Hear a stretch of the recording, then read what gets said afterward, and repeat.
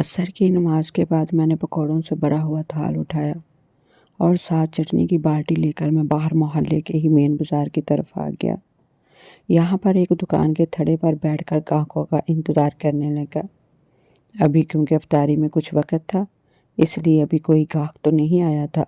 محلے کے ہی چند بچوں نے 10-20 روپے کے پکوڑے لیے تھے اور میں انہیں کاغذ میں پکوڑے رکھ کر تھوڑی سی چٹنی ڈال کر دے دیتا۔ آج کل کیونکہ رمضان تھا، اسی وجہ سے میرے پکوڑے بک جایا کرتے تھے، لیکن رمضان کے ختم ہوتے ہی پھر مجھے اس بات کی ٹینشن تھی کہ میں کیا کروں گا، کیونکہ روزانہ اتنی مقدار میں پکوڑے بیچنا میرے لیے ممکن نہیں تھا۔ گاہک ہی نہیں آتے تھے، اور پھر جو آتے تھے وہ بھی چند ایک ہی آتے تھے، جس کے ساتھ گھر کا خرچہ چلانا بہت مشکل تھا۔ گھر کا خرچہ چلانا تو دور کی بات تھی، اس سے تو پکوڑوں کا اپنا خرچہ پورا نہیں ہوتا تھا۔ یہی وجہ تھی کہ رمضان میں یہ کام کرنے کے بعد اب میں سوچ رہا تھا کہ رمضان کے بعد کیا کروں گا، کیونکہ میرے گھر کے حالات تو مجھے اس طرح فارغ بیٹھنے کی اجازت نہیں دیتے تھے۔ حالانکہ میری اپنی عمر ہی کیا تھی، صرف 14 برس، اور میں اپنے گھر کی فکر و غم میں مبتلا تھا۔ مجھے اپنے گھر کے خرچے کی فکر تھی۔ ابھی تو میرے کھیلنے کودنے کی عمر تھی، لیکن یہ فکریں مستقل میری جان کے ساتھ چپک گئے تھے، اور اب زندگی بھر اسی طرح ہی رہنی تھی۔ یہ ساری پریشانی تب شروع ہوئی جب ابا کا انتقال ہوا۔ ابا کی زندگی میں تو ہم ہنستے کھیلتے تھے۔ میں اسکول جاتا تھا اور اپنی عمر کے بچوں کے ساتھ پڑھتا اور کھیلتا تھا۔ زندگی بہت اچھی گزر رہی تھی، لیکن ابا کے انتقال کے ساتھ ہماری زندگی ایک بھیانک دور میں داخل ہو گئی۔ میں کبھی وہ رات نہیں بھول سکتا۔ ابا کا ٹھنڈا جسم مجھے زندگی کی بے ثباتی کا بتا رہا تھا، اور مجھے اس بات پر یقین کرنا مشکل ہو رہا تھا کہ ابا اس دنیا میں نہیں رہے۔ میں سوچ بھی نہیں سکتا تھا کہ مجھ پر جان نشاور کرنے والا باپ اچانک اس دنیا سے رخصت ہو جائے گا۔ میں جیسے ایک رات میں ہی اپنی عمر سے کئی سال بڑا ہو چکا تھا، اور یتیمی کی ایک رات نے ہی مجھے یہ سمجھا دیا تھا کہ آگے زندگی کیسے گزرنے والی ہے۔ میرا نام بلال ہے اور میں اب 14 برس کا ایک لڑکا ہوں۔ میں 9ویں کلاس میں پڑھتا تھا جب اچانک ایک رات ابا کا انتقال ہو گیا۔ ابا کے انتقال کے ساتھ ہی زندگی کا رخ یکسر بدل گیا۔ میرے ابا ایک دفتر میں ملازمت کرتے تھے۔ وہ پڑھے لکھے انسان تھے اور ہمیشہ پڑھائی کی اور پڑھے لکھے انسانوں کی قدر کرتے تھے۔ ابا یوں تو ملازمت کرتے تھے، لیکن ان کی ملازمت میں ہمارے گھر کا خرچہ بآسانی پورا ہو جاتا تھا۔ ہم گھر کے لوگ تھے ہی کتنے، اماں ابا میری ایک آپی، اور ہم کل 4 ہی افراد تھے۔ گھر اپنا تھا، اسی وجہ سے گزر بسر آسانی سے ہو رہی تھی۔ آپی انٹر کرنے کے بعد گھر پر ہی ہوتی تھی اور گھر کے کام کاج میں اماں کا ہاتھ بٹا دیا کرتی تھی۔ آپی کا رشتہ پھوپھو کے گھر طے تھا۔ پھوپھو کے بیٹے کے ساتھ اس کی منگنی ہو چکی تھی اور جلد اس کی شادی متوقع تھی۔ ابا کا خیال تھا کہ آپی ابھی 20 کی ہو جائے اور پھوپھو کا بیٹا کسی کام پر لگ جائے تو پھر ہی شادی کریں گے۔ یہی وجہ تھی کہ آج کل آپی کی شادی کی تیاریاں گھر پر چل رہی تھی اور میں 9ویں کے امتحانوں کی تیاریاں کر رہا تھا۔ لیکن اچانک ابا کے انتقال نے ہماری زندگی کا رخ ہی بدل دیا۔ ابا ایک رات سوئے اور نیند میں ہی اللہ کو پیارے ہو گئے، اور رات کے نہ جانے کس پہر انہیں ہارٹ اٹیک آیا اور وہ اس دنیا سے رخصت ہو گئے۔ میری چیخیں، آپی کا روتا ہوا وجود اور اماں کی سسکیاں لیتی ہوئی آواز بھی ابا کو واپس نہ لا سکی۔ کچھ وہ اس دنیا کے مسافر بن چکے تھے، انہیں اب کوئی بھی چیز واپس نہ لا سکتی تھی۔ ابا کے انتقال کے ساتھ ہی آمدنی کا ذریعہ چھن چکا تھا۔ ابا کے دفتر سے بامشکل 1 مہینے کی تنخواہ ملتی تھی، جس کے ساتھ ہمارا پورا مہینہ تو سکون کے ساتھ گزر گیا۔ لیکن اب گھر کے اخراجات منہ کھولے کھڑے تھے، اور اماں کو فکر کے مارے ساری رات نیند نہیں آتی تھی۔ ایک تو ابا کے بچھڑنے کا غم، اور اوپر سے گھر کے حالات کی فکر، ان سب کی انہیں شدید ٹینشن تھی۔ اور اس کے علاوہ رشتہ داروں کا رویہ بھی اماں کو توڑ دینے کے لیے کافی تھا۔ ابا کے انتقال کے بعد کسی نے پلٹ کر بھی خبر نہیں لی کہ ہم کس حال میں جی رہے ہیں۔ یہاں تک کہ جس پھوپھو کے ساتھ ابا نے رشتہ داری کی تھی، جن کے بیٹے کے ساتھ آپی کی شادی طے تھی، وہ تک ہم سے منہ موڑ گئی تھی۔ شاید انہیں اب کسی باری جہیز کی امید نہیں رہی تھی، اسی وجہ سے وہ اب ہمارے گھر کا راستہ بھول گئے تھے۔ ابا کے گزر جانے کا صدمہ تو اپنی جگہ تھا، لیکن ان رشتہ داروں کے بدل جانے کا دکھ بھی بہت بڑا تھا۔ اماں اس دکھ کو برداشت کرنے کی کوشش کر رہی تھی، تاہم جب بھی آپی کا چہرہ دیکھتی تو انہیں رونا آتا، کیونکہ ناحق آپی کو اس بات کی سزا ملی تھی۔ پھوپھو نے ایک دن بھی پلٹ کر نہ تو آپی کی خبر لی اور نہ ہی اماں کا خیال آیا۔ الٹا وہ تو ابا کی تدفین کے بعد دوبارہ آئی ہی نہیں۔ اماں کو اسی بات کا دکھ تھا اور پھوپھو کے تیور انہیں صاف دکھائی دے رہے تھے۔ ابا کے انتقال کے بعد کیونکہ میں اپنے پیپروں کی تیاری بھی نہیں کر سکا تھا، اس لیے اسکول بھی نہیں گیا۔ اماں کو اس بات کا بھی بہت دکھ تھا۔ وہ چاہتی تھی کہ میں پڑھ لکھ کر اپنی تعلیم مکمل کروں، لیکن ابا کے انتقال کے بعد میرا دل ہی نہیں چاہتا تھا کہ میں اسکول جاؤں۔ میں ہر وقت گھر پر اپنے کمرے میں بند رہتا ہوں۔ ابا کے ساتھ میری بہت دوستی تھی اور جس طرح وہ محبت اور پیار سے مجھے سمجھاتے اور دوستوں کی طرح اپنے ساتھ لے کر چلتے، مجھے وہ بہت اچھا لگتا تھا۔ لیکن اب جیسے ایک دم ساری دنیا خالی ہو گئی تھی، اس لیے کچھ بھی اچھا نہیں لگ رہا تھا۔ لیکن پھر آہستہ آہستہ زندگی کی طرف واپس آتے آتے مجھے کچھ وقت لگ گیا۔ تب تک گھر کے حالات کافی خراب ہو چکے تھے۔ گھر میں موجود ہر چیز ختم ہو چکی تھی اور جو تھوڑی بہت جمع پونجی تھی وہ بھی ان مہینوں میں خرچ ہو چکی تھی۔ اماں نے گھر پر بیٹھ کر سلائی کا کام شروع کیا، لیکن کیونکہ ہمارا یہ علاقہ ہماری ہی طرح کے لوگوں پر مشتمل تھا، اس لیے سلائی کا کام بہت کم آتا اور کبھی کبھی ہی ملتا۔ لیکن اس کبھی کبھی کو بھی وہ غنیمت سمجھتی۔ انہی دنوں میں جب میں نے گھر کے حالات دیکھے تو کام کاج کرنے کا سوچنے لگا۔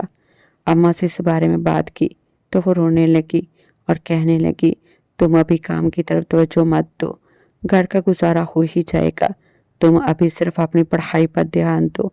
لیکن میں اماں سے کہنے لگا، آخر گھر کا گزارا کیسے ہوگا؟ کون یہاں پر ہمیں سودا سلب پہنچائے گا؟ کوئی نہیں خیال کرے گا۔ رشتہ داروں کے رویے تو آپ نے ابا کے انتقال کے بعد ہی دیکھ لیے ہیں، لیکن جو پھوپھو کر رہی ہیں تو وہ سب سے زیادہ عجیب ہے۔ انہوں نے تو پلٹ کر خبر بھی نہیں لی اور اب تو لگتا ہے وہ اس رشتے پر بھی راضی نہیں ہوں گی۔ میں نے اماں سے صاف صاف کہہ دیا۔ اماں مجھے دیکھتی ہی رہ گئی اور پھر کہنے لگی، تم کتنی بڑی بڑی باتیں کرنے لگے ہو؟ تو میں سمجھداری سے بولا، ابا کے انتقال کے بعد مجھے دنیا کی حقیقت سمجھ میں آتی ہے اور اب میں جان گیا ہوں کہ یہ لوگ صرف ابا کی زندگی تک ہمارے ساتھ کسی نہ کسی مفاد کے لیے ہی جڑے ہوئے تھے۔ اب جب وہ مفاد پورا ہوتا نظر نہیں آ رہا تو وہ سب کے سب ہم سے دور ہوتے گئے۔ میں نے اماں کو صاف صاف کہہ دیا تو وہ خاموش ہو گئی اور کہنے لگی، مجھے خود تیری پھوپھو کے رویے نے توڑ ڈالا۔ اس نے ایک بار بھی خیال نہیں کیا اس کی بھتیجی ہے، وہ پرانے رشتے کو بھی ختم کر گئی اور دوبارہ پلٹ کر ہماری خبر نہیں لی۔ پھر بھی میں ایک بار اس سے پوچھوں گی ضرور اور بات کر کے دیکھوں گی آخر اسے کیا مسئلہ ہے۔ اماں کی بات پر میں نے فوراً انہیں منع کر دیا اور کہا، آپ بالکل پھوپھو سے بات نہیں کریں گی، آپ ہی کوئی گری پڑی نہیں ہیں، انہیں کوئی نہ کوئی اچھا رشتہ مل جائے گا، بس آپ دعا کریں کہ اللہ تعالیٰ کوئی نہ کوئی وسیلہ بنا دے۔ میں نے جب یہ کہا، اماں نے ایک دم اٹھ کر میرا ماتھا چوم لیا اور کہنے لگی، مجھے یقین نہیں آ رہا کہ میرا بیٹا اتنا بڑا ہو گیا ہے۔ اماں نے مجھے اپنے ساتھ لگا لیا اور میں سوچنے لگا کہ آخر اب کام کیا جائے۔ ہمارے علاقے میں موجود ایک ورکشاپ کے پاس کسی لڑکے کی ضرورت تھی تو میں وہاں چلا گیا۔ مجھے کام تو نہیں آتا تھا، لیکن پھر بھی میں نے قسمت آزمانے کا سوچا۔ انہوں نے مجھے ایک ہفتے کے لیے کام پہ رکھ لیا اور کہنے لگے، اگر اس دوران تمہارے کام سیکھنے کی سپیڈ اچھی ہوئی تو پھر ہم تمہیں یہاں پر رکھ لیں گے اور 3 مہینے کے بعد تنخواہ دینی شروع کریں گے۔ میں نے حامی بھر لی اور ان کے پاس کام سیکھنے لگا۔ لیکن میں جب شام کو گھر جاتا تو اماں اور آپی مجھے اس حال میں دیکھ کر رونے لگتی، میرے کپڑوں کے اوپر گریس اور آئل کے داغ لگے ہوئے دیکھتی، میرے ہاتھ اور پیر گندے اور کالے ہوتے۔ اور پھر ایک دن اماں روتے ہوئے مجھے کہنے لگی کہ اب تم یہ کام نہیں کرو گے، ابھی تو انہوں نے تمہیں تنخواہ بھی نہیں دینی اور اتنے عرصے تک تم وہاں پر خوار ہوتے رہو گے، چھوڑ دو اس نوکری کو، اللہ بہتر سبب لگا دے گا۔ اماں کی بات پر میں انہیں خاموشی سے دیکھتا رہ گیا۔ سچ بات تو یہ تھی کہ مجھے خود بھی ابھی اس کام کی سمجھ نہیں آ رہی تھی، اس لیے میں نے ورکشاپ پر جانا چھوڑ دیا۔ لیکن اب یوں ہاتھ پر ہاتھ رکھ کر تو نہیں بیٹھ سکتا تھا، کوئی نہ کوئی کام کرنا ہی تھا۔ میں کافی دن کام ڈھونڈتا رہا لیکن مجھے کوئی بھی نوکری نہیں ملی۔ تو پھر ایک دن یوں ہی بیٹھے بیٹھے میرے دل میں خیال آیا اور میں نے اس خیال کو عملی جامہ پہنانے کا سوچ لیا۔ اپنے اس خیال میں آپی کو بھی شامل کیا کیونکہ آپی کے بغیر یہ کام کرنا ناممکن تھا۔ آپ ہی نے اپنا تعاون کی یقین دہانی کرائی، اور یوں میں شام کے وقت پکوڑے بنا کر بازار میں لے آتا اور سبز چٹنی کے ساتھ فروخت کرنے لگا۔ پہلے تو کچھ بچت نہیں ہوتی تھی، بہت مشکل ہی پکوڑے بکتے تھے، لیکن پھر آہستہ آہستہ چند پیسوں کی بچت ہونے لگی، اور اتنے دنوں میں ہی رمضان شروع ہو گیا۔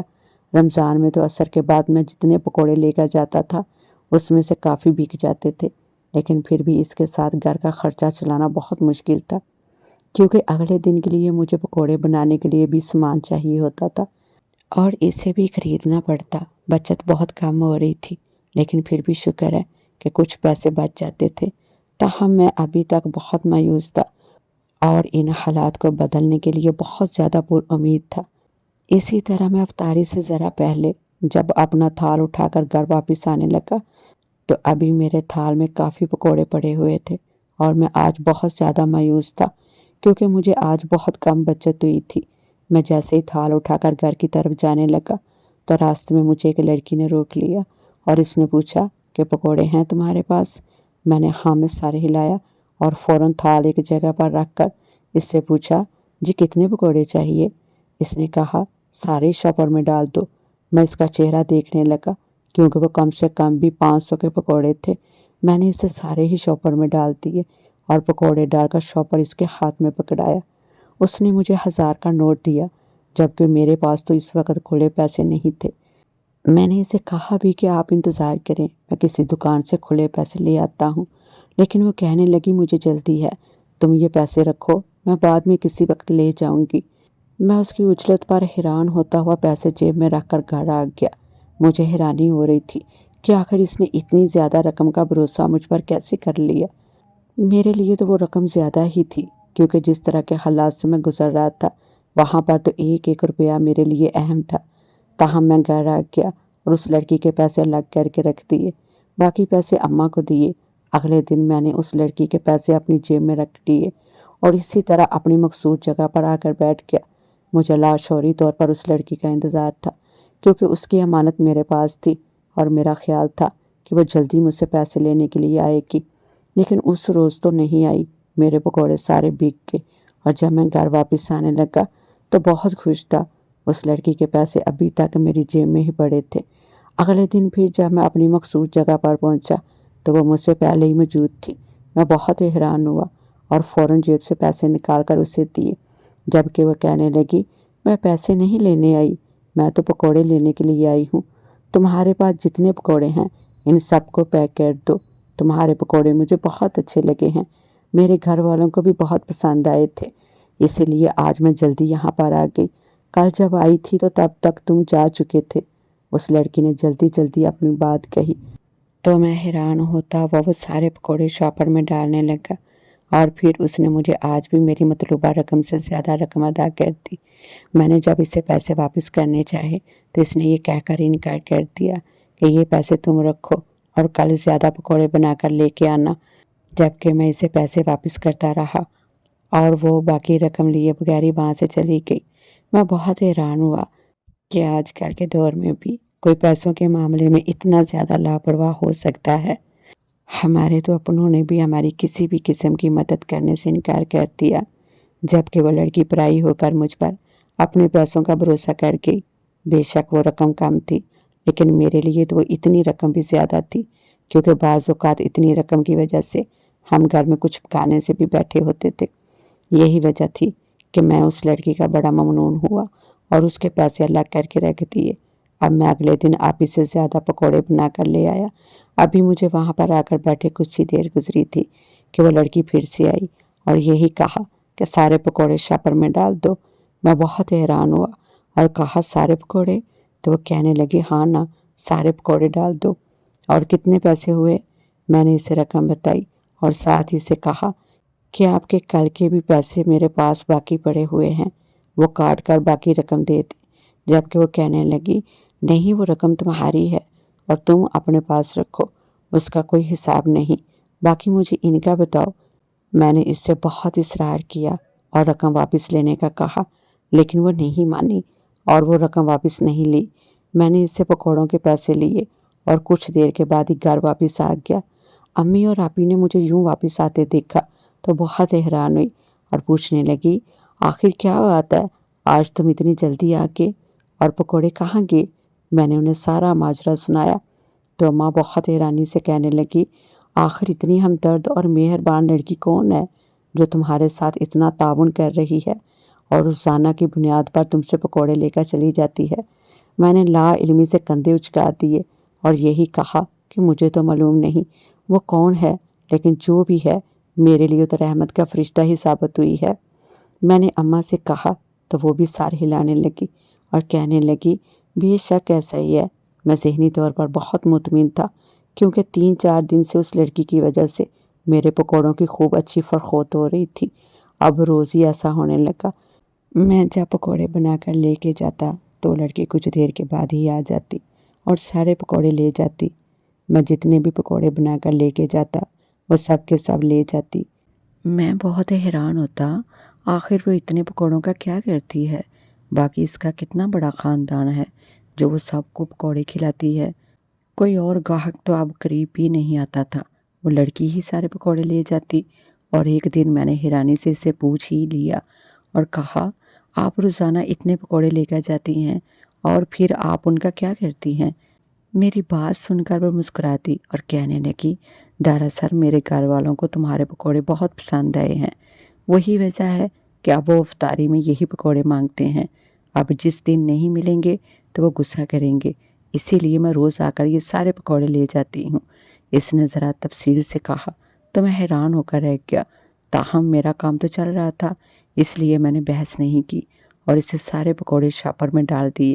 لیکن آج پکوڑے پکڑ کر وہ وہاں سے گئی نہیں، بلکہ مجھے کہنے لگی کہ تمہیں یہاں پر کسی درزن کا معلوم ہے جو کپڑے وغیرہ سلائی کرتی ہو؟ مجھے کچھ کپڑے سلائی کروانے ہیں لیکن کوئی اچھی درزن نہیں مل رہی۔ اس نے پوچھا تو میں نے فوراً ہاں میں سر ہلا دیا اور کہا، جی ہاں، میری امی کپڑے سلائی کرتی ہیں، اگر آپ ایک دفعہ ایک سوٹ سلائی کروا کر دیکھ لیں تو آپ کو اندازہ ہو جائے گا، اور وہ پیسے بھی کافی معقول لیتی ہیں۔ میں نے اس لڑکی سے کہا تو وہ کہنے لگی، نہیں نہیں، پیسوں کا مجھے کوئی مسئلہ نہیں ہے، تمہاری امی کی محنت کی جو اجرت بنے گی میں وہ انہیں ضرور دوں گی، بس سلائی اچھی اور معیاری ہونی چاہیے۔ تم ایسا کرنا، میں کل آؤں گی تو مجھے اپنے گھر لے جانا، میں تمہاری امی سے مل کر انہیں کچھ کپڑے سلائی کے لیے دے دوں گی۔ اس لڑکی نے خود ہی سارا پروگرام سیٹ کر لیا تو میں نے بھی سر ہلا دیا اور کہا، ٹھیک ہے، کل میں آپ کو یہیں پر ملوں گا تو آپ کو لے جاؤں گا۔ میں نے اسے کہا تو وہ سر ہلاتی ہوئی پیسے ادا کر کے چلی گئی۔ آج بھی اس دن پہلے کی نسبت زیادہ پیسے دیے تھے۔ مجھے بھی جیسے اب اس کی بات کی عادت ہوتی جا رہی تھی کیونکہ وہ ہمیشہ مجھے زیادہ رقم ہی ادا کر کے جاتی تھی۔ اگلے دن میں پکوڑے تو نہیں بنا کر لے گیا کیونکہ مجھے پتا تھا سارے پکوڑے تو وہی خرید لے گی، اس لیے میں نے آپی سے گھر پر پکوڑے بنانے کا کہا اور خالی ہاتھ ہی بازار چلا آیا اور اس لڑکی کا انتظار کرنے لگا۔ کچھ ہی دیر بعد وہ آ گئی اور جب مجھے خالی ہاتھ وہاں بیٹھے دیکھا تو پوچھنے لگی، کیا ہوا، تم آج پکوڑے نہیں لے کر آئے؟ تو میں نے نفی میں سر ہلا دیا اور کہا، آج اپنے گھر جانا ہے نا، اسی لیے سوچا گھر سے ہی گرم گرم پیک کر دوں گا، آئیے میں آپ کو گھر لے چلتا ہوں۔ میں نے اس لڑکی کو اپنے ساتھ لیا اور گھر آ گیا اور راستے میں وہ مجھ سے ادھر ادھر کی باتیں کرتی رہی اور میں اسے مختصر جواب دیتا رہا۔ میں جیسے گھر پہنچا، اماں اور آپی سے اس لڑکی کا تعارف کروایا۔ اس لڑکی نے اپنا نام افشاں بتایا تھا۔ آپی بھی اسے بڑی خوش دلی سے ملی اور وہ بھی آپی کے ساتھ بہت محبت اور پیار سے ملی۔ اماں نے اسے اپنی سلائی کے کچھ نمونے دکھائے جو کہ اسے بہت پسند آئے۔ وہ اماں کو کافی سارے کپڑے سلائی کرنے کے لیے دے گئی۔ اماں بہت حیران ہوئی اور خوش بھی کہ گھر بیٹھے ہوئے اتنا کام مل گیا، اور اللہ کا شکر ادا کیا۔ آپی کے ساتھ کافی دیر گپ شپ کرنے کے بعد وہ پھر چلی گئی۔ میں نے اسے پکوڑے پیک کر دیے تھے، وہ ان کی رقم اسی وقت ادا کر گئی۔ حالانکہ میں نے اسے کہا بھی تھا کہ آج یہ پکوڑے میری طرف سے تحفے میں ہیں، لیکن وہ نہیں مانی اور کہنے لگی کہ جب تم زیادہ کمانے لگو گے تب میں تم سے تحفہ بھی لے لوں گی، لیکن ابھی تم یہ رکھو۔ اس نے زبردستی مجھے وہ پیسے دیے تو میں نے خاموشی سے رکھ لیے۔ سچ بات تو یہ تھی کہ ابھی واقعی میں اس طرح کا نقصان برداشت کرنے کی ہمت نہیں رکھتا تھا، یہی وجہ تھی کہ میں نے وہ پیسے رکھ لیے۔ اب عصر کے بعد وہ لڑکی روز ہی آ کر پکوڑے لے جاتی اور اچھی خاصی مقدار میں لے کر جاتی۔ ایک دن تو آپی بھی حیران ہو کر پوچھنے لگی کہ آخر وہ اتنے پکوڑوں کا کیا کرتی ہے، جبکہ میں نے کندھے اچکا دیے اور کہا کہ مجھے تو خود معلوم نہیں کہ وہ اتنے پکوڑے کیا کرتی ہے، لیکن یہ اس کی مہربانی ہے کہ وہ صرف میرے پاس ہی آ کر اپنی افطاری کا سامان لے کر جاتی ہے۔ روزے ختم ہونے میں کچھ ہی دن رہ گئے تھے اور اب مجھے اس بات کی پریشانی تھی کہ رمضان کے بعد میں کیا کروں گا، جبکہ اب تو پکوڑوں کی اچھی خاصی فروخت ہو جاتی تھی، لیکن رمضان کے بعد تو کام اتنا نہیں چلنا تھا۔ اور پھر میں کیا کرتا؟ اماں نے اس لڑکی کے کپڑے سلائی کر دیے تھے اور وہ ایک دن آ کر کپڑے لے گئی اور اماں کو اچھی خاصی رقم اجرت کے زمرے میں دے کر گئی، کیونکہ اسے ان کی سلائی اور ڈیزائننگ بہت پسند آئی تھی، اور اس کے علاوہ وہ اماں کو اور کپڑے سلائی کرنے کے لیے دے گئی۔ میں اب کافی مطمئن تھا کیونکہ گھر کے حالات بہتر ہو رہے تھے۔ اماں نے اس کے باقی کپڑے بھی 2 دن میں سلائی کر دیے اور مجھے کہنے لگی کہ تم اس لڑکی کے گھر دے آؤ، شاید اسے کپڑوں کی ضرورت ہو۔ لیکن میں نے اماں سے کہا کہ اماں مجھے تو اس کے گھر کا معلوم ہی نہیں، نہ جانے وہ کہاں رہتی ہے، میں نے تو آج تک اس سے اس بارے میں پوچھا ہی نہیں۔ میری بات سن کر اماں حیران رہ گئی اور کہنے لگی ایسا کیسے ہو سکتا ہے کہ تمہیں اس کے بارے میں معلوم ہی نہ ہو، جبکہ میں نے اماں سے کہا کہ میں بالکل سچ کہہ رہا ہوں، مجھے واقعی اس کے گھر کا نہیں معلوم، لیکن اب وہ آئے گی تو میں اس سے ضرور پوچھ لوں گا۔ میں نے اماں سے کہا اور اس کا انتظار کرنے لگا۔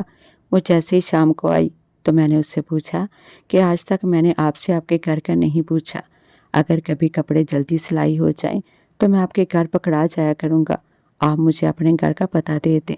میں نے اس لڑکی سے کہا تو وہ خاموش سی ہو گئی اور کہنے لگی میرا گھر یہاں پر نہیں ہے، میں بہت دور سے آتی ہوں۔ اس کی بات سن کر میں حیران رہ گیا اور کہنے لگا آپ کہاں سے آتی ہیں اور کیسے اتنی دور کا سفر روز کرتی ہیں؟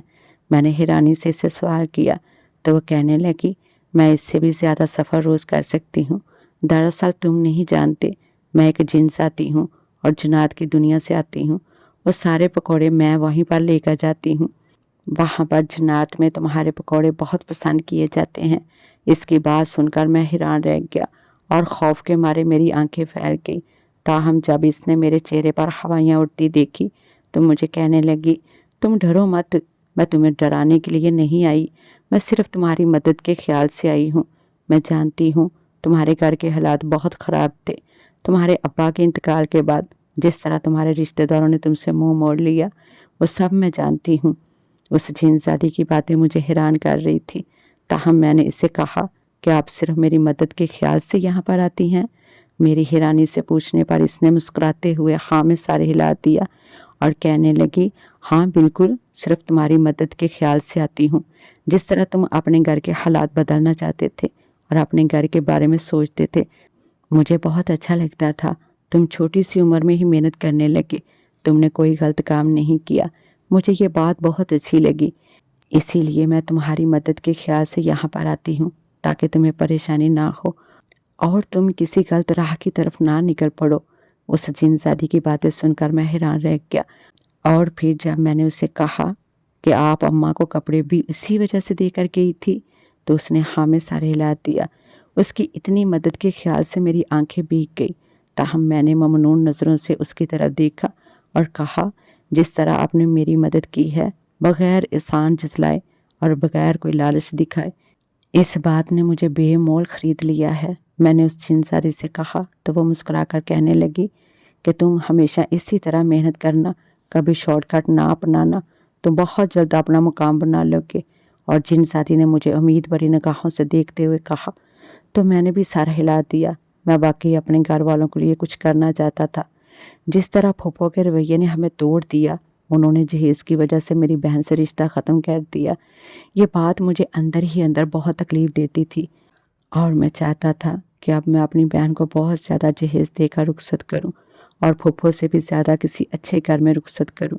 یہی وجہ تھی کہ میں نے اماں سے کہہ دیا کہ وہ اب آپ ہی کے لیے کوئی رشتہ دیکھیں۔ میری بات سن کر اماں حیرانی سے مجھے دیکھنے لگی اور کہنے لگی تمہیں اچھی طرح معلوم ہے تمہاری پھوپھو کے گھر آپ ہی کا رشتہ طے ہے، اگر وہ کسی وجہ سے نہیں آ رہی تو ہم خود معلوم کر لیتے ہیں، لیکن تم اس بات پر مانتے ہی نہیں۔ اماں نے مجھے قدرے ڈانٹتے ہوئے کہا تو میں نے اماں سے کہا اماں جب میں نے آپ کو ایک بار کہہ دیا ہے کہ آپ ان سے نہیں پوچھیں گی تو نہیں پوچھیں گی، میں آپ کو بتانا تو نہیں چاہتا تھا، لیکن اب بتا رہا ہوں۔ پھوپھو نے اپنے بیٹے کا رشتہ کہیں اور طے کر دیا ہے، اس لیے اب آپ آپی کے لیے کہیں اور رشتہ دیکھیں۔ میں نے اماں سے نظریں چراتے ہوئے کہا تو وہ حیرانی سے میرا چہرہ دیکھنے لگی اور کہنے لگی، تمہیں یہ کیسے معلوم ہوا؟ تو میں نے انہیں کہا کہ ایک دن مجھے پھوپھو بازار میں ملی تھی اور وہیں پر انہوں نے مجھے یہ بتایا تھا۔ اس دن کے بعد سے میں پھوپھو سے جیسے نفرت کرنے لگا ہوں۔ میں نے قدرے غصے سے اماں سے کہا تو وہ بھی بہت پریشان نظر آئی اور پھر کہنے لگی، نہ جانے اسے کیا ہو گیا ہے، وہ کیوں ایسا کر رہی ہے۔ خیر میری بیٹی کا اللہ مالک ہے، اللہ نے اس کے لیے کچھ اچھا ہی سوچا ہوگا۔ اماں نے اللہ پر توکل کرتے ہوئے کہا۔ میں چپ چاپ وہاں سے اٹھایا۔ اتنے دنوں سے دل پر جو بوجھ تھا وہ آج اتر گیا۔ اب مجھے یقین تھا کہ اماں آپی کے لیے کوئی نہ کوئی رشتہ دیکھ لیں گی، ورنہ اتنے دنوں سے وہ ہاتھ پر ہاتھ رکھ کر بیٹھی تھی کہ شاید پھوپھو آ ہی جائیں، لیکن اب ان کی امید ختم ہو گئی تھی، اس لیے اب وہ کوشش کریں گی۔ اماں نے آپی کی شادی کے لیے ہاتھ پیر مارنا شروع کر دیے۔ اسی دوران رمضان بھی ختم ہو گیا، لیکن رمضان کے بعد اب مجھے کام کی ٹینشن تھی اور آج عید کا دن تھا اور میں عید کے دن بھی اسی پریشانی میں بیٹھا تھا کہ اچانک وہ جن زادی چلی آئی۔ اس نے مجھے پریشان دیکھا تو پوچھنے لگی، کیا ہوا ہے؟ تم اتنے پریشان کیوں بیٹھے ہو؟ تو میں نے اسے اپنی پریشانی سے آگاہ کیا تو کہنے لگی، تم فکر مت کرو، بہت جلد تمہارے لیے کام کا بندوبست ہو جائے گا۔ اس جن زادی کی بات سن کر میں نے حیرانی سے اسے دیکھا اور پوچھا، وہ کیسے؟ تو وہ کہنے لگی، دراصل میں نے تمہارے لیے ایک چھوٹا سا چائے کا ڈھابہ بنانے کا سوچا ہے۔ چائے کے ساتھ ساتھ تم وہاں پر پکوڑے اور چپس بھی لگانا اور پھر دیکھنا آہستہ آہستہ تمہارا وہ ڈھابہ خوب چل نکلے گا۔ اس جن زادی کی بات سن کر مجھے اچھا تو بہت لگا، تاہم میں نے اسے کہا کہ میرے پاس اتنا سرمایہ نہیں ہے، میں کہاں سے اتنے پیسے لے کر آؤں گا؟ میں نے مایوسی کے عالم اس سے کہا تو وہ کہنے لگی، سرمایہ کی تم فکر مت کرو، وہ سب کچھ میرے ذمہ ہے، میں تمہیں اس کے لیے سرمایہ دوں گی۔ اس کے کہنے پر میں نے نفی میں سر ہلا دیا اور کہا، نہیں، میں اس طرح آپ کا احسان نہیں لے سکتا۔ پہلے ہی آپ نے مجھ پر بہت احسان کیے ہیں اور جس طرح آپ نے میری مدد کی ہے میں وہ کبھی نہیں بھلا سکتا۔ میں نے اس لڑکی کا احسان لینے سے صاف صاف منع کر دیا، جبکہ وہ کہنے لگی، میں تم پر کوئی احسان نہیں کر رہی، تم بس اپنے کام کے بارے میں سوچو اور کام کرو۔ اس نے عجیب زبردستی بڑے انداز میں مجھ سے کہا تو میں مسکرا دیا اور اس کے بعد اگلے تمام مسائل بڑی آسانی سے طے ہو گئے۔ میں نے اپنے بازار میں ایک چھوٹا سا ڈھابہ کھول لیا، وہاں پر میں سموسیاں، پکوڑے، چپس اور چائے بھی بیچنے لگا۔ جلد ہی میرا وہ ڈھابہ خوب چل نکلا اور مجھے اچھی خاصی بچت ہونے لگی تھی۔ اس لیے میں صرف اور صرف اس جن زادی کا ہی مشغول تھا جس کی بدولت میں آج اپنے ڈھابے کا مالک بن بیٹھا تھا۔ وہ جن زادی اب بھی اماں کے پاس آتی اور اپنے کپڑے دے کر جاتی۔ اماں وہ کپڑے سلائی کر دیتی تو وہ ہمیشہ اماں کو زیادہ ہی اجرت دے کر جاتی۔ اماں اسے بہت دعائیں دیتی تھی۔ اماں کو یہ تو معلوم نہیں تھا کہ وہ ایک جن زادی ہے، لیکن جس طرح وہ اماں کا احساس کرتی تھی اماں کو بہت اچھا لگتا تھا۔ انہی دنوں میں اماں جب آپی کا رشتہ ڈھونڈ رہی تھی تو ایک دن پھوپھو گھر پر چلی آئی اور ان کو دیکھ کر اماں کی آنکھوں میں امید چمکی تھی۔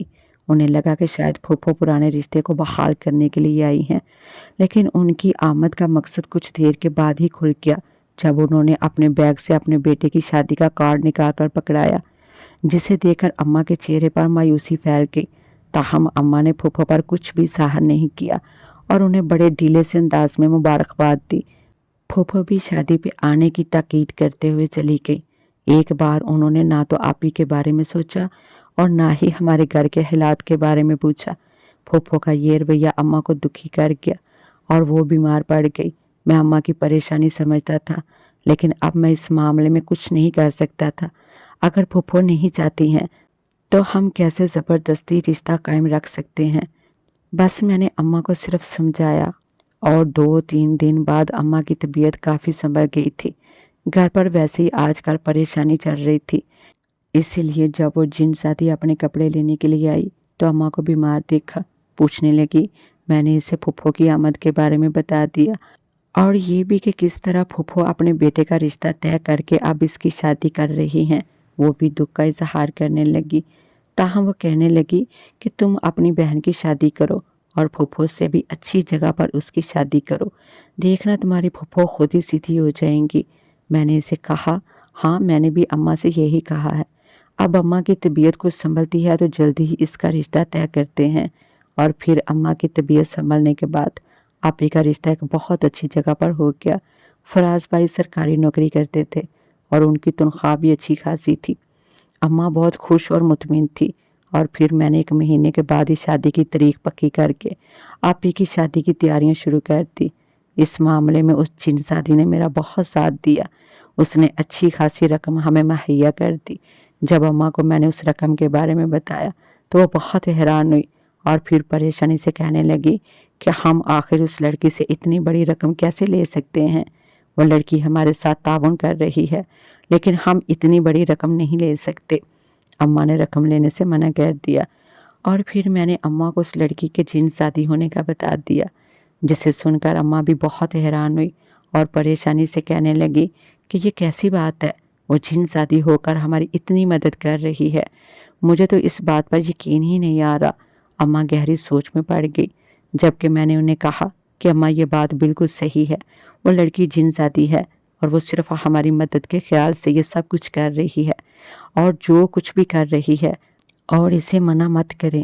میں نے اماں سے التجا کی تو وہ بھی مان گئی، تاہم اماں کو جیسے اس بات پر یقین ہی نہیں آ رہا تھا۔ ایک جن شادی ہماری اتنی مدد کر رہی ہے۔ آپی کی شادی میں نے بہت دھوم دھام سے کی تھی۔ آپی کی شادی میں پھوپھو بھی آئی تھی، اور جب انہوں نے اتنے اچھے انتظامات دیکھے اور دلہا دیکھا تو وہ بہت حیران ہوئی، اور اماں سے کریت کر پوچھنے لگی کہ آخر تم نے کیسے اتنا اچھا انتظام کیا، اور پھر تمہیں اتنا اچھا رشتہ کیسے مل گیا؟ جبکہ اماں نے انہیں کہا کہ یہ سب میرے رب کی کرم نوازی ہے اور میری بیٹی کے صبر کا پھل ہے۔ اماں نے بڑے ٹھنڈے سے انداز میں کہا، تو پھر وہ جیسے خاموش ہو گئی، تاہم میں نے اپنی بہن کو ہر ممکن جہیز دیا، اچھے طریقے سے اسے رخصت کیا۔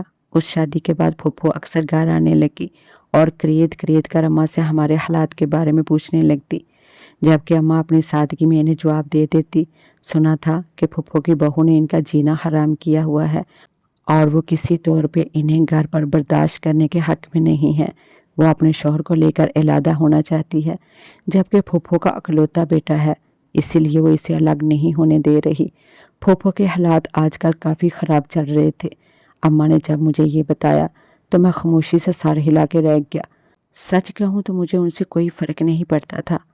ابا کے جانے کے بعد انہوں نے جس طرح کا سلوک ہمارے ساتھ کیا، اس بات نے مجھے ان سے نفرت کروا دی تھی، اور پھر جب انہوں نے یہ دیکھا کہ ہمارے حالات بہتر ہو گئے ہیں، ہم اچھا کمانے لگے ہیں، تو وہ دوبارہ سے ہم سے رشتہ بحال کرنے آ گئی۔ میں نے اماں کو تو ان سے ملنے سے نہیں روکا، لیکن میں خود اب ان سے ملنا نہیں چاہتا تھا۔ اماں کو پھوپھو کے حالات سن کے بہت بے چینی رہتی، کیونکہ ان کا خیال تھا کہ پھوپھو بہت زیادہ پریشان ہے، جبکہ مجھے ان سے کوئی ہمدردی محسوس نہیں ہوتی تھی۔ آپی جب بھی گھر پر آتی تو بہت خوش لگتی، کیونکہ ان کے چہرے پر سچی خوشیوں کا عکس نظر آتا ہے۔ آپی کو خوش دیکھ کر میں اور اماں مطمئن ہو جاتے۔ میرا اپنا چائے کا ڈھابہ کافی چلنے لگا تھا، اور میں سوچ رہا تھا کہ میں اپنے ساتھ ایک لڑکا رکھ لوں۔ اب اکیلے مجھ سے اتنا کام نہیں ہوتا تھا، اس لیے آج کل میں ایک نئے لڑکے کی تلاش میں تھا، اور اپنے محلے میں ہی مجھے اپنی ہی طرح کا ایک لڑکا مل گیا۔ وہ بھی میری طرح ہی حالات کی ستم ظرفی کا شکار تھا، اور آج کل کوئی نوکری دیکھ رہا تھا۔ میں نے اسے اپنے پاس نوکری دے دی اور اس کا خیال کرنے لگا۔ اس جن زادی کو یہ بات معلوم ہوئی تو وہ بہت خوش ہوئی، اور کہنے لگی کہ اب اس لڑکے کا ساتھ مت چھوڑنا، اپنی طرح اسے بھی اس طرح چائے کا ڈھابہ بنا کر دینا۔ اور اس کی بات پہ میں نے سر ہلا دیا۔ سچ کہوں تو میرا اپنا بھی یہی خیال تھا کہ 1 سال اسے نوکری کرنے کے بعد اسے اسی طرح کا ڈھابہ بنا کر دوں گا، تاکہ وہ اپنا کام خود کرنے کے قابل ہو سکے۔ اور میں نے اب سوچ لیا تھا کہ میں اسی طرح کے کچھ ڈھابے بنا کر اپنی طرح کے ہی کچھ لوگوں کو دے دوں گا، اور ان سے روزانہ کی بنیاد پر کچھ پیسے کرائے کے طور پر لے لیا کروں گا، تاکہ انہیں کام کرنے کی عادت پڑ جائے اور وہ اپنے ہاتھوں سے کما کر اپنے گھر والوں کو کھلا سکیں۔ جب میں نے اپنی سوچ کا اظہار اس جن شادی سے کیا تو وہ حیرانی سے مجھے دیکھتی رہ گئی اور کہنے لگی، میں سوچ بھی نہیں سکتی تھی کہ تم اتنی اچھی سوچ کے مالک نکلو گے۔ یہ تو بہت اچھی بات ہے، تمہیں ایسا ضرور کرنا چاہیے۔ اس جن ذاتی نے بھی میری بہت ہمت بڑھائی، سو میں نے بھی کہا انشاءاللہ میں ضرور کروں گا۔ 1-2 سالوں تک میں اس میں کافی تبدیلیاں لے کر آؤں گا۔ میں کیونکہ ابھی 18 سال کا ہی تھا، لیکن اپنی سوچ کی پختگی اور ارادے کی وجہ سے میں اپنی عمر سے بڑا ہی لگتا تھا۔ پھوپھو کا آنا جانا اب بہت زیادہ بڑھ گیا تھا اور وہ آج کل بہت زیادہ پریشان تھی، کیونکہ ان کے بیٹے نے کہہ دیا تھا کہ وہ الگ ہو رہے ہیں، جبکہ پھوپھو اماں کو کہہ رہی تھی کہ وہ انہیں سمجھائے تاکہ وہ یہاں سے کہیں نہ جائے، جبکہ اماں کا خیال تھا کہ یہ آپ کے گھر کا نجی معاملہ ہے، مجھے اس معاملے میں دخل اندازی کا کوئی حق نہیں۔ پھوپھو کی پریشانی کی وجہ سے میں نے ایک دن اماں سے کہہ دیا کہ اگر آپ کو مناسب لگے تو پھوپھو کو اپنے پاس یہاں پر لے آئیں، مجھے ان کے آنے سے کوئی مسئلہ نہیں۔ اماں کے دل کو یہ بات لگی اور وہ ایک دن پھوپھو کے گھر چلی گئی، لیکن وہاں پر ایک نیا ہی تماشا منتظر تھا۔ پھوپھو کی بہو بہت اونچا اونچا بول رہی تھی اور لڑائی جھگڑا کر رہی تھی۔ اماں نے اسے بہت سمجھایا لیکن وہ نہیں سمجھی۔ پھوپھو جو کہ بہت زیادہ دڑکے والی تھی، اپنی بہو کے سامنے ایک طرف بیٹھی خاموشی سے آنسو بہا رہی تھی۔ اماں نے پھوپھو کی یہ حالت دیکھی تو ان کا دل کانپ اٹھا۔ یہی پھوپھو ان کے گھر میں کتنی شان و شوکت سے رہتی تھی اور اب آج یہاں پر اس حالت میں بیٹھی ہوئی تھی۔ اماں نے پھوپھو کو اپنے ساتھ چلنے کے لیے کہا تو حیرانی سے دیکھنے لگی۔ ان کی آنکھوں میں آنسو آ گئے، لیکن اماں نے انہیں کہا کہ آپ اب میرے ساتھ ہی رہیں گی۔ پھوپھو اس کی بات پر بہت حیران ہوئی اور وہ رونے لگی، اور روتے روتے انہوں نے اماں سے معافی مانگی اور کہا کہ یہ سب میرے ساتھ اسی وجہ سے ہو رہا ہے، جو سلوک میں نے آپ کے ساتھ کیا تھا، اللہ نے مجھے اس بات کی سزا دی ہے۔ پھوپھو نے روتے ہوئے اماں سے معافی مانگی۔ اماں نے کھلے دل سے انہیں معاف کر دیا اور کہا مجھے آپ سے کوئی گلہ شکوہ نہیں ہے، آپ پہلے بھی میرے لیے محترم ہیں اور اب بھی ہیں، آپ گھر چلیں اور اب سے میرے ساتھ وہیں پر رہنا۔ اماں نے پھوپھو کا مختصر سامان لیا اور انہیں گھر لے آئی۔ اماں کی زبانی مجھے پھوپھو کے بارے میں سب کچھ معلوم ہو چکا تھا۔ میں نے اب اپنے آپ کو بہت مصروف کر لیا تھا۔ میں اب ان چیزوں سے بہت آگے نکل آیا تھا۔ اس جن زادی کی وجہ سے میرے کام میں بہت برکت بڑھ چکی تھی، اور ٹھیک 1 سال بعد میں نے ایک ڈھابہ بنا کر اس لڑکے کو دے دیا اور اس سے روزانہ کی بنیاد میں کچھ رقم لینے لگا۔ اسی طرح میں نے اپنے پاس ایک نیا لڑکا رکھ لیا، وہ بھی اسی لڑکے کی طرح ہی حالات کی سختی کا شکار تھا۔ یوں میرا کاروبار کامیاب سے کامیاب ہوتا گیا۔ اس جن ذاتی نے جب مجھے اس طرح ترقی کرتے دیکھا تو وہ بہت خوش ہوئی، اور پھر ایک دن جب وہ آئی تو وہ بہت اداس تھی۔ کہنے لگی اب میں ہمیشہ کے لیے واپس جا رہی ہوں، میری شادی ہو رہی ہے اور نہ جانے مجھے اب دوبارہ یہاں پر آنے کا موقع ملے گا یا نہیں۔ وہ جن زادی کے جانے کا سن کر میں بہت اداس ہو گیا۔ اتنے سالوں سے یہاں پر میری خاطر آتی رہی، اور اب جب اچانک اس کے جانے کا سنا تو میرا دل مرجھا سا گیا۔ میں نے اسے خوش دلی سے رخصت کیا، لیکن جانے سے پہلے شوپر میں اس کی پسند کے پکوڑے ڈالنا نہیں بھولا، جنہیں دیکھ کر وہ مسکراتی اور میرا شکریہ ادا کرتی ہوئی وہاں سے چلی گئی۔ اس کے جانے سے مجھے ایک دم بہت اداسی ہوئی۔ نہ جانے کیا بات تھی، مجھے اس کی عادت ہو گئی تھی، اور اس کا اچانک سے چلے جانا مجھے بہت مایوس کر گیا تھا۔ تاہم میں نے اپنے کام کی طرف دھیان کیا، اور اگلے 2 سالوں میں میں پہلے سے کافی کامیاب ہو چکا تھا۔ اسی طرح کے 3 ڈھابے اور بنا کر اپنے ہی جیسے مجبور لڑکوں کو دے دیے تھے، اور وہ روزانہ کی بنیاد پر مجھے کرایہ دے دیتے تھے۔ میں نے رقم کی کوئی پابندی نہیں رکھی تھی، جتنی رقم وہ خوشی سے دے دیتے تھے میں رکھ لیتا تھا۔ میری زندگی میں اب بہت سکون آ گیا تھا۔ میں آپی کی طرف سے بھی مطمئن تھا اور گھر کی طرف سے بھی بہت اطمینان حاصل ہو گیا تھا۔ کام کاج کی طرف بھی اچھی برکت بڑھ گئی تھی، اور اب اماں میری شادی کے پیچھے پڑ چکی تھی، کیونکہ انہیں گھر کی تنہائی کاٹنے لگتی تھی، اور ان کا خیال تھا کہ اب تمہاری شادی ہو جانی چاہیے تاکہ تم بھی اپنے گھر والے ہو سکو اور اپنی ذمہ داری اٹھا سکو۔ میں نے اماں کی خوشی کے آگے سر جھکا دیا، اور آج میری شادی ہو رہی ہے۔ میں دلہا بنا آئینے میں کھڑا خود کو دیکھ رہا تھا کہ اچانک مجھے اپنے پیچھے کسی کی موجودگی کا احساس ہوا، تو میں نے پلٹ کر دیکھا، اور یہ دیکھ کر میں حیران رہ گیا کہ وہاں پر وہی جن زادی کھڑی تھی۔ اسے دیکھ کر میں بہت خوش ہوا۔ اس کا یوں اچانک چلے جانا میرے لیے کسی بڑی نعمت سے کم نہیں تھا، اور میں نے اپنی خوشی کا اظہار اس کے سامنے کیا تو وہ کہنے لگی مجھے معلوم ہوا ہے کہ تمہاری شادی ہو رہی ہے، اسی لیے میں یہاں پر چلی آئی اور تمہارے لیے کچھ تحفہ لے کر آئی ہوں۔ اس کے ہاتھ میں ایک چھوٹی سی ڈبیا پکڑی ہوئی تھی، جبکہ میں نے اس تحفے کو نظر انداز کرتے ہوئے اسے کہا کہ تمہارا آنا ہی میرے لیے سب سے بڑا تحفہ ہے۔ تم یہاں پر آ گئی ہو، مجھے بہت زیادہ خوشی ہو رہی ہے، کہ میں الفاظ میں بیان نہیں کر سکتا۔